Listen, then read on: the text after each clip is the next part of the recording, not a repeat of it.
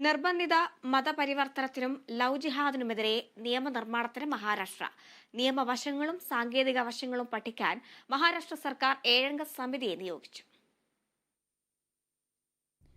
മുസ്ലിം മതവിഭാഗത്തിൽപ്പെട്ട പുരുഷന്മാർ ഹിന്ദു മതവിശ്വാസികളായ സ്ത്രീകളെ വിവാഹം ചെയ്യുന്നതിനെ ഒരു വിഭാഗം വിളിക്കുന്ന പേരാണ് ലവ് ജിഹാദ്.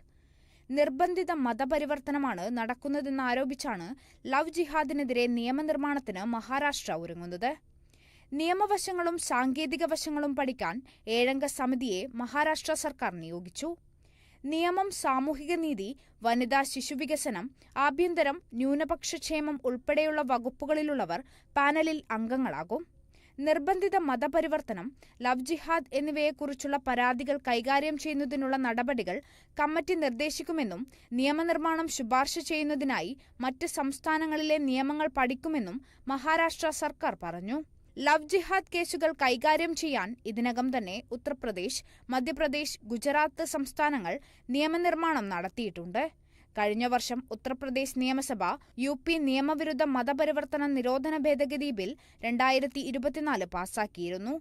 ഭീഷണിപ്പെടുത്തിയോ വിവാഹ വാഗ്ദാനം നൽകിയോ ഒരാളെ മതപരിവർത്തനം ചെയ്താൽ 20 വർഷം തടവോ ജീവപര്യന്തമോ ശിക്ഷ ലഭിക്കാവുന്ന വ്യവസ്ഥകളായിരുന്നു ഇത്. ഇതിനു പിന്നാലെയാണ് പ്രതിപക്ഷത്തിന്റെ എതിർപ്പുകൾ അവഗണിച്ച് മഹാരാഷ്ട്ര നിയമനിർമ്മാണവുമായി മുന്നോട്ടുപോയത്.